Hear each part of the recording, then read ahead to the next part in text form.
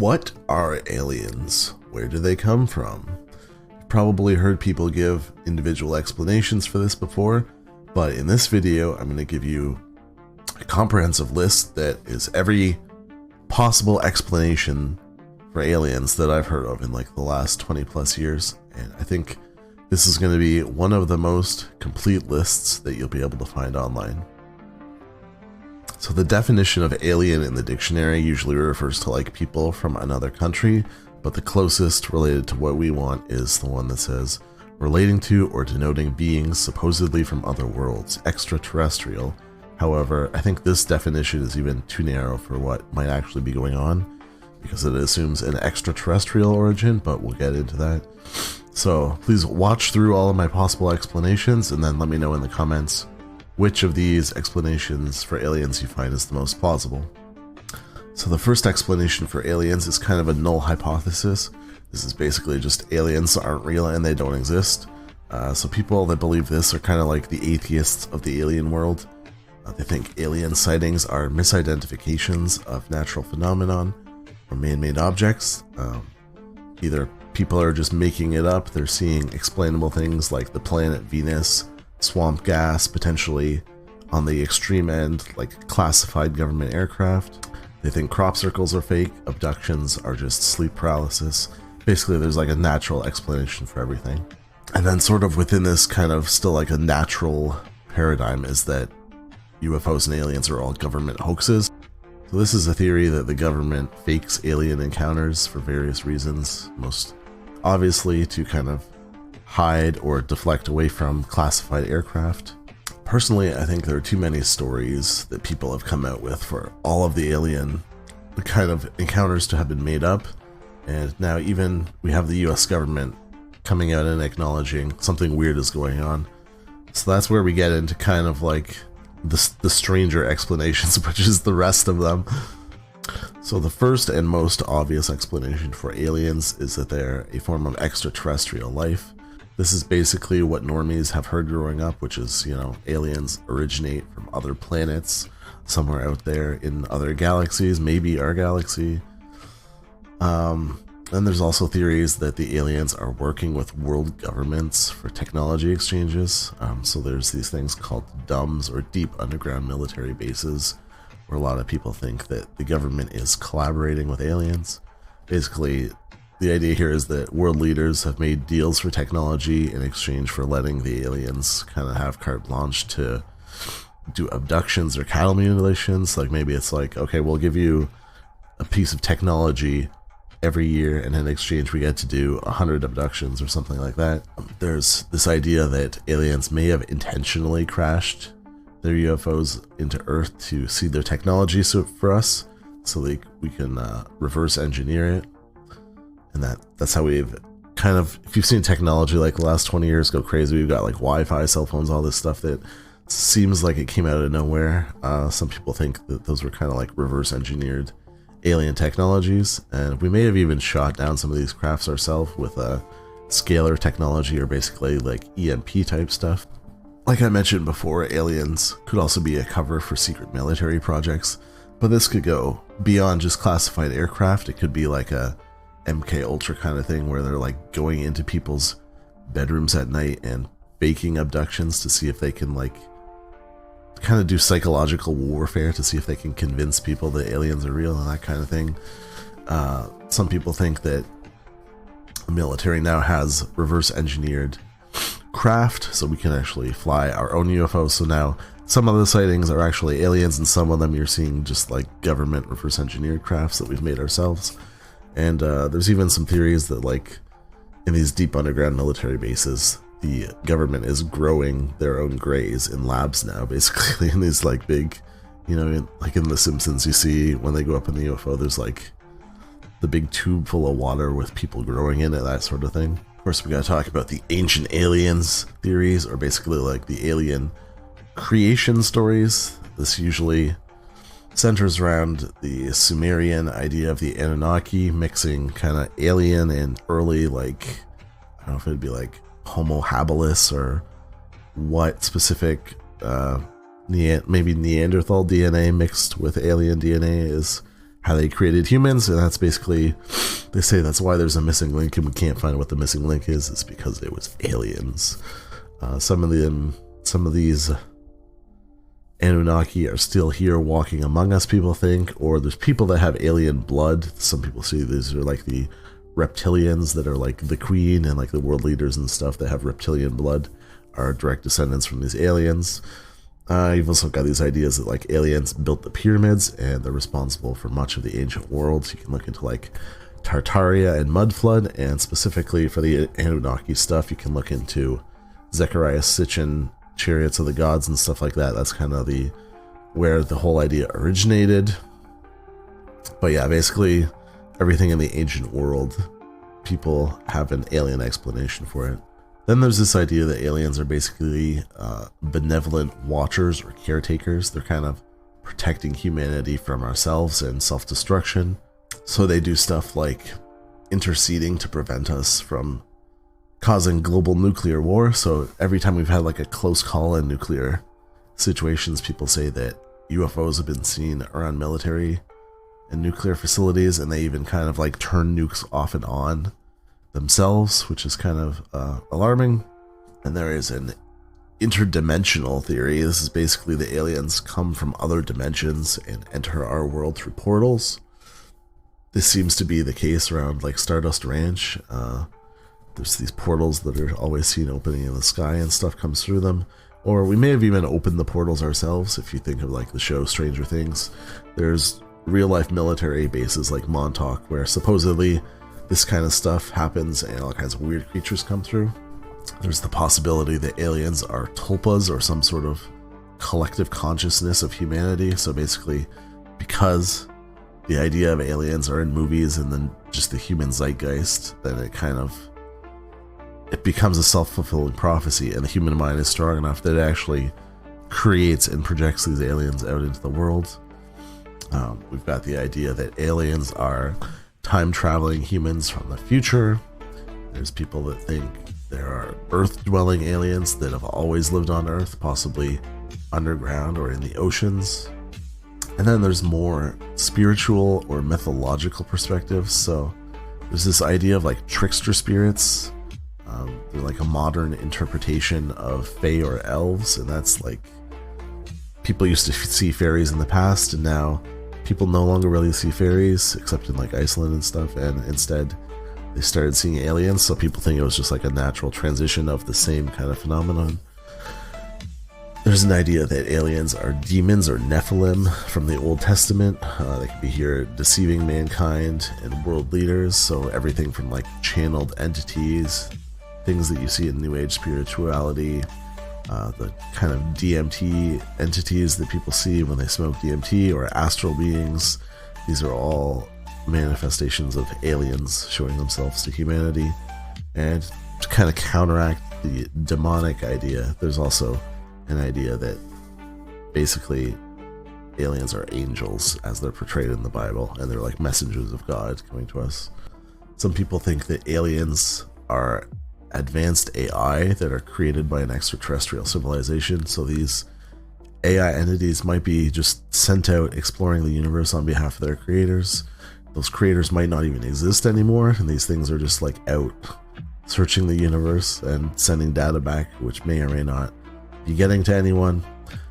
There's the simulation hypothesis, which is basically aliens are controlling and monitoring a simulated reality that we live inside of.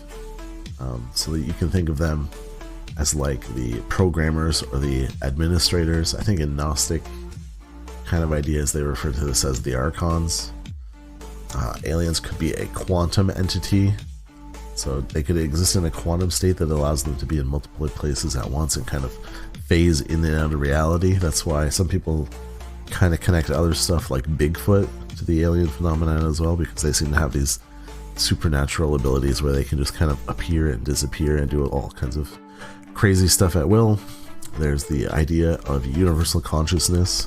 This is kind of like a non-dual approach. They say that aliens are part of the universal collective consciousness that connects all intelligent beings across the whole universe, so they can connect and communicate telepathically and through non-physical means. Basically, This is like the whole we're all one thing idea. So if you could tap into that, then you could theoretically communicate with any other living being, regardless of space and time. There's an idea of ultraterrestrials. So this is kind of like the interdimensional thing. Basically, aliens being from a parallel Earth or another version of our planet, or they exist in a different dimension or a timeline. Some people even think that aliens are sentient spaceships. So basically, there's not like little green men inside of the spaceships. The spaceships themselves are aliens, so they're potentially biomechanical entities that are just out there exploring the universe. There's some kind of crazy ideas about this if you look into like sky jellyfish and sky whales. Some of the kind of reports that you get lean to that perspective, that the UFOs themselves are also living entities. So in terms of types of aliens, people see all different kinds of aliens, but they fall into a few different categories, the most obvious of which is the Greys. These are the small gray-skinned beings with large black almond-shaped eyes, slender bodies, no visible ears or hair. They're typically 3 or 4 feet tall. They're associated with abductions, kind of scientific experiments, telepathic communication, and in some cases black-eyed children is like a more recent way that they seem to appear. Then you've got the tall Greys, so they're similar to the small Greys, but they're taller, obviously, as the name implies. They're usually like 6 to 8 feet tall. They also have more humanoid proportions, like their bodies look more like regular people. They're usually kind of like in a supervisory or leadership role of the small Greys during abductions. They're like higher level beings in the Grey hierarchy, so you just kind of see them like in the background giving orders. You got the Nordics, sometimes also referred to as Pleiadians. These are tall human-like beings with Nordic features like blonde hair, blue eyes, and fair skin. They're often described as beautiful and benevolent. They're considered peaceful and spiritual beings. Often they're trying to help humanity avoid, and they're helping humanity to avoid self-destruction and evolve. Reptilians, these are tall lizard-like beings with scales, reptilian eyes, sometimes tails. Usually they're seen as evil and malevolent. This is kind of like the David Icke kind of alien. They control and manipulate human affairs. They're secret and they have powerful influence over the world governments. Mantids or mantis beings, and like the name suggests, they look like tall insectoids like praying mantises with elongated bodies and limbs and big eyes that kind of wrap around the side of their heads. These guys seem to do genetic experiments. They have high-ranking positions in the alien hierarchy when you see aliens kind of interacting among themselves, and they're sometimes reported as being neutral or even benevolent. We've got Arcturians. These are blue-skinned humanoid beings, often described as short, strong spiritual presence and high intelligence. They're associated with advanced technology and spiritual enlightenment, and also assisting humans in their evolution. I kind of relate these to like the Hindu gods because they're always portrayed with blue skin, so that's what that makes me think of. There's also another blue-skinned alien race called the Sirians. They're from the Sirius star system that also kind of have blue skin, but they can also have kind of aquatic features, like they live underwater almost. I mentioned the Anunnaki earlier. Those are the ancient Sumerian deities, often depicted as giant humanoids, sometimes with reptilian appearance as well. These are seen as like the creators of human civilization. Often they're involved in early human history and genetic manipulation. There's the Lyrans. So these look kind of like Nordics, but sometimes they're also described as having feline features. So they're like cat people. If you think of, what are they, like the Khajiit or whatever from Skyrim. People say that these are the ancestors of many human life extraterrestrial species, and they're involved in like galactic history and human rights. Alpha Centaurians, these are tall humanoid beings with pale blue or gray skin, and they're really smart. They're known for advanced technology, peaceful interactions, and often involved with kind of diplomacy between the different alien races. So what is my personal theory about what's going on with aliens? So my own kind of theory about the aliens is rapidly evolving. I've kind of changed what I believe multiple times within the last couple of years. It feels like a lot of my ideas around aliens are constantly like converging on one idea, but then it's like building upon that one idea and kind of like solidifying into one final answer. Really what prompted me to make this video is within the last month or so, I discovered the works of Jorjani, who I feel like unlocked a major final piece of the puzzle for me and got me quite close to what I think is the ultimate truth about aliens. So if you like any of what you're about to hear, I recommend checking out any podcast interviews with Jorjani. I think there's especially one called Break the Rules podcast that was quite good. He's got like multiple episodes on there that you can go through.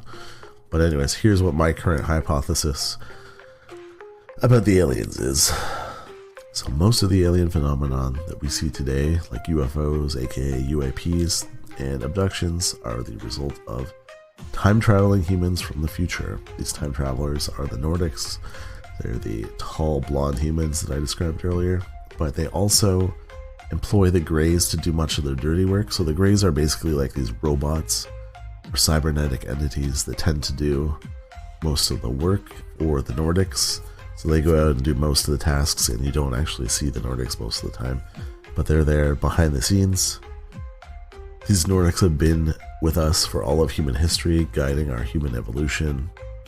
I don't really understand the potential time paradoxes of them manipulating their own timeline. Like, if they go back in time and change the past, could they potentially wipe themselves out? So that's really risky, it seems like to me, but I don't really understand how that works. But yeah, these aliens, they've been with us all this time. Like the Native Americans saw these, had these predictions of white men as gods, and that's why they didn't put up a fight supposedly when the Europeans came to North America. But I think there might be something else behind that. I think like in South America and even in like Egypt, I think they describe kind of white-skinned people as well, like the Nordics, going back in time and changing, stuff like that. And the Bible is really influenced by that as well.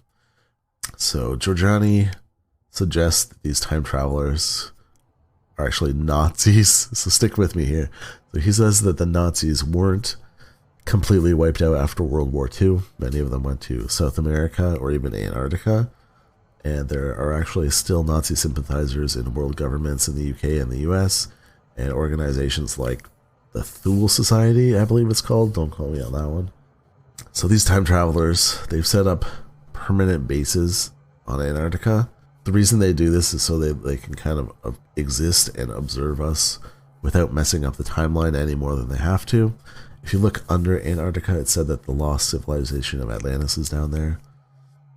Supposedly they also have colonies on Mars that show signs of being wiped out by nuclear war. They're not there anymore, but that's another thing, is like if you want to observe Earth without really disrupting it, then you build a base on like a nearby planet that people aren't going to be able to look up because they didn't have telescopes or anything like that back then.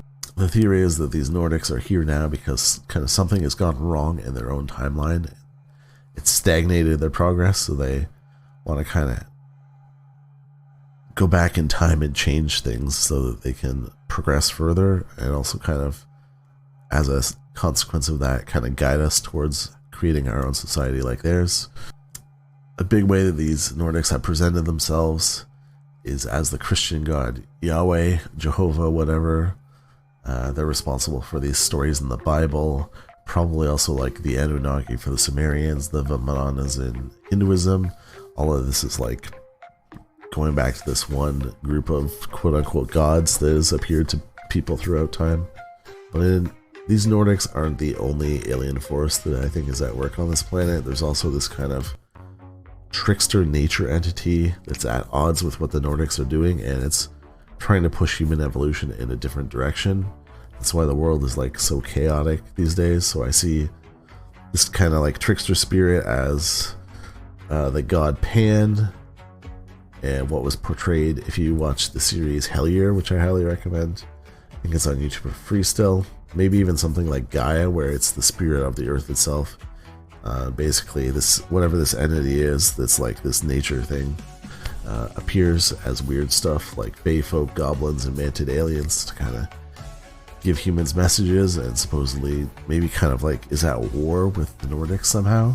There could even be other aliens besides these two groups. Like, I haven't heard how reptilians really fit into these two categories, so I kind of think reptilians are separate from these two groups, and From what I understand, the Reptilians mostly live underground on Earth, and they've been here for hundreds or maybe thousands of years as well. And within the Reptilians, there are some good and some bad as well. So, as you can see, when you start looking into aliens, it might seem obvious that they're just little green men visiting from other planets. But the more that you research, it gets really confusing and complicated. So, personally now, I'm leaning more towards the idea that they've always been here, or they come from other timelines or other dimensions rather than physical space travel. But let me know in the comments what you think, and be sure to subscribe if you want to see more out there videos like this in the future.